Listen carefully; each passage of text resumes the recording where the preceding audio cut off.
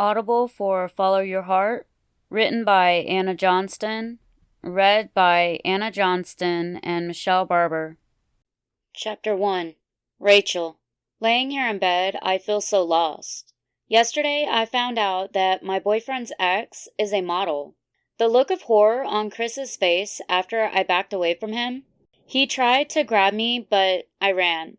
The last thing I heard before I jumped in a car and sped off was Chris yelling at his ex and her mom. I'm not even sure whose car I took off in, but nobody came by yesterday to get it. I have been locked in my room all night. I didn't eat or anything. My parents were knocking on my door when they got off work, but I didn't open it or answer. My phone has been going off non-stop all night. I don't even want to look at it. When my alarm goes off, I know I need to get up. It feels like the hardest thing in the world to do. I have no clue how I look, and I don't care at this point. When I go to the bathroom, I notice my eyes are red from crying. I look like hell, but that is better than how I feel, so that is a plus, I guess. Walking out of the bathroom, I see the living room light on, and I don't want to talk to my parents. So I try to sneak through the kitchen. Rachel. My dad calls, so I drop my head and go in the living room.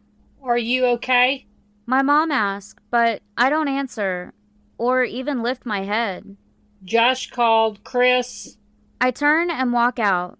Getting to the driveway, I notice the other car. This is the car I drove from Chris's house to the track. I guess that is how I had the keys.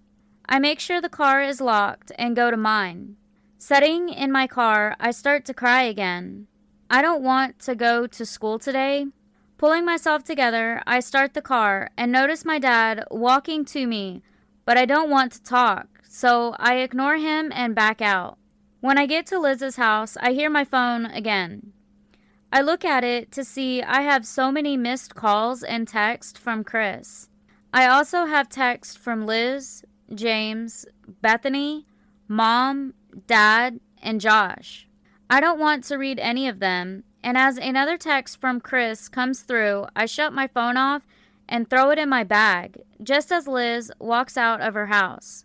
She gets in the car like it is a bomb about to go off. That is how I feel, to be honest. Looking at me, she whispers, Sis, are you okay? I feel the tears start up again as I shake my head. Chris? She starts, but I put my hand up. No, is all I say. She takes a deep breath and sets back. Getting to the school, I am in no hurry because I don't want to be here or anywhere really.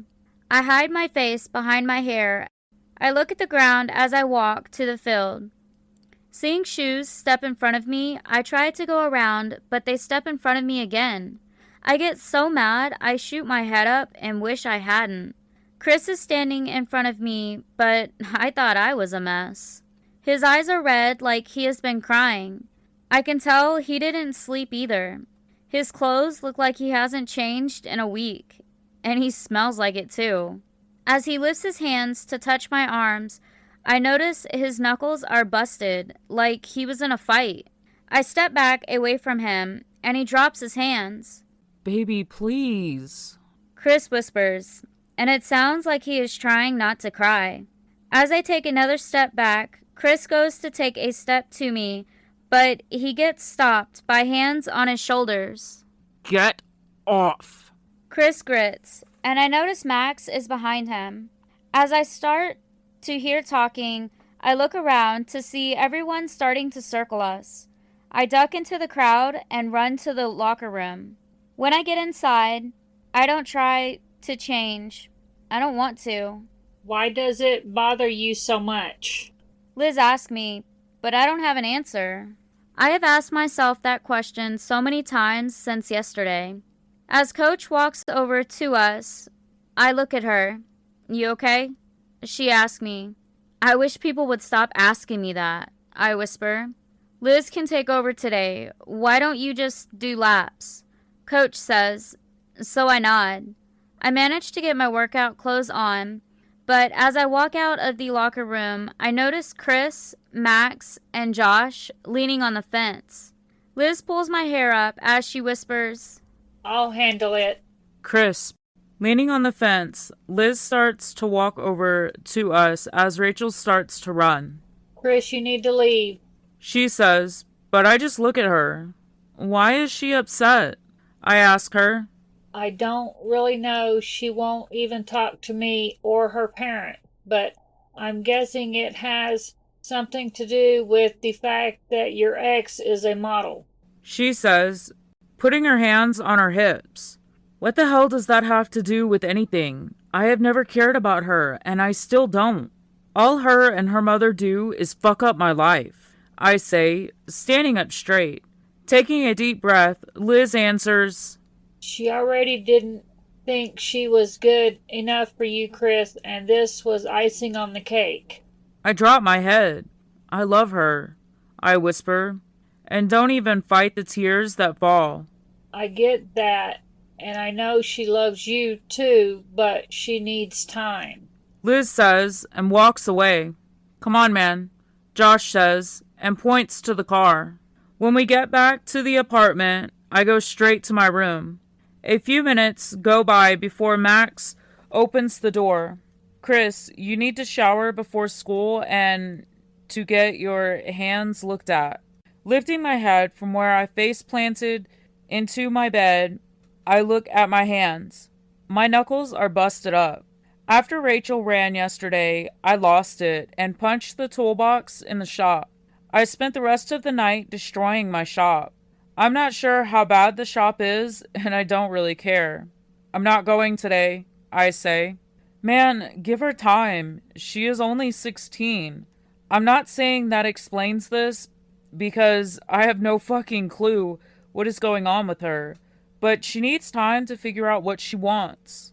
I lift my head as the tears start to fall again. Fuck, I have never cried over anything, but I can't seem to stop since my girl ran from me. This pain is so unreal, and I don't want Max or anyone to see me so weak. Go the fuck away! I yell out, making Max take a step back. Taking a deep breath, Max turns and walks out of the room, closing the door, leaving me in the dark. I lay here and cry myself to sleep.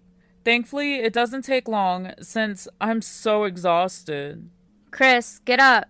I hear, but I don't want to move. When the blanket is pulled off me, I set up to bitch. Holding her hand up to me, Bethany says, Don't start. I just sat in bed looking at her until she scrunches up her nose. Shower, now. She points out of the room, but I just shake my head. If you look like this, I would hate to see baby girl. She whispers, What did I do wrong? I whisper, and the damn tears start again. She just looks at me for a few minutes, I guess debating how brave she wants to be. Finally, she says very calm, You kept secrets, Chris. I just look at her confused, because I am. I understand why, but at the same time, you should have grown a set and told her everything, so she wasn't blindsided by the truth. I know you being a guy you don't understand, but that was a lot to take in at the wrong time. Bethany says, then looks down as she whispers, I have been with Max since I was 12 when I moved here. Dating since I was 13. I just turned 20, so 8 years I have known him. If I found out that his ex was a model, no matter his feelings, that would hurt. Then to find out from her and not him would feel like my heart was being ripped out. She puts her hand to her chest. After a moment, she turns to go to the door, but stops before she walks out. She turns to me. I will make coffee. Go shower, please. Very long. More than one.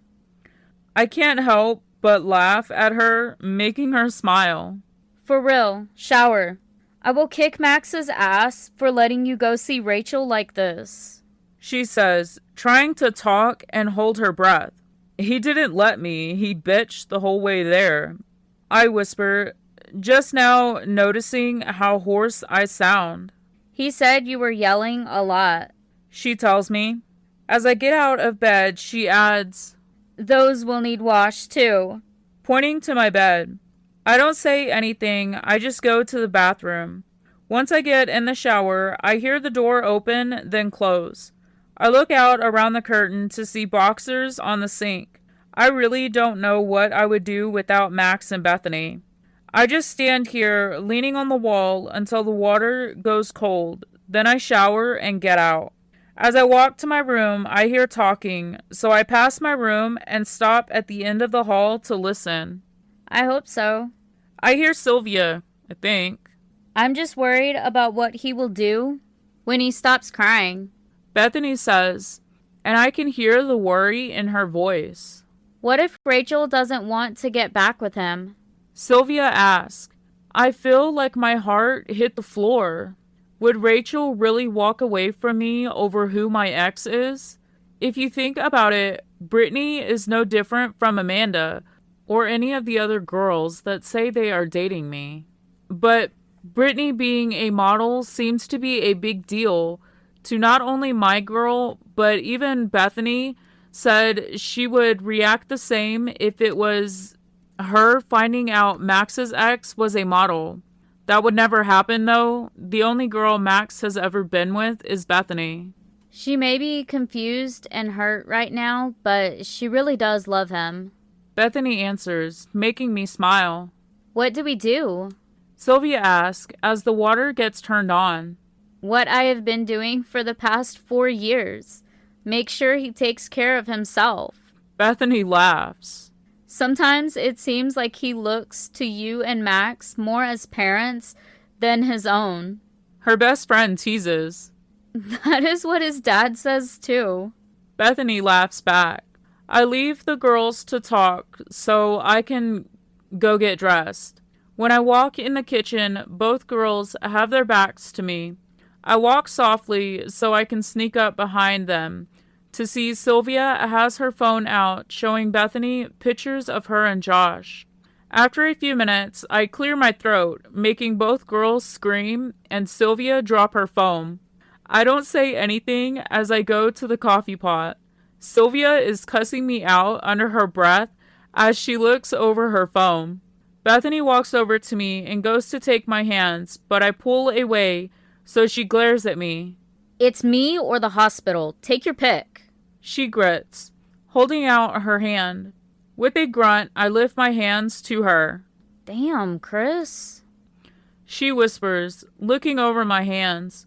I know they aren't broken, so I really don't care how bad it looks. Max said he found your phone, but the screen is broke, so I will take it to get it replaced as soon as you eat. She says as she puts something on my hands and wraps them. I'm not hungry. I protest. With a sigh, she looks at the stove. But we cooked for you. I look over at the stove to see eggs and toast. Fine, I whisper, because I don't want to make her cry too. Sylvia makes 3 plates and takes them to the living room as Bethany finishes up my hands. We end up spending most of the day watching TV. Listening to the girls laugh is a great distraction for a while. I must have fallen asleep because I get woke up by the door opening. Looking around, I see the girls still studying. Bethany is on the opposite side of the couch from me, and Sylvia is in Josh's chair. Max and Josh walk over to their girls, making me hate life even more. I lay my head back and close my eyes. How is he? Max asks. Throwing a tantrum? Sylvia laughs, pissing me off. I'm right fucking here. I can hear you. I bitch, pretty much proving her point. Pretty sure you just proved her point. Josh teases, so I flip him off. Here's your phone, Max says, so I lift my head to take it. Unlocking the phone, I check my pictures. They are all there. They mirrored the other phone, he says, with a small smile, as I stare at the picture of my girl. At least, I hope she is still my girl. A tear runs down my face, and I get pissed at how weak I am at the moment, so I storm off to my room. I lay on my bed, looking at my pictures and texts from Rachel for hours, I think. I was going to delete them so the pain would stop, but I couldn't do it. This is all I have.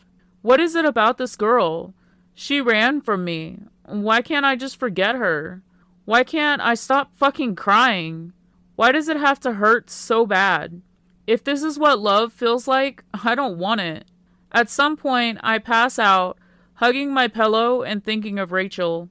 I wish she would talk to me. Maybe if I understood her side better, this wouldn't hurt so bad.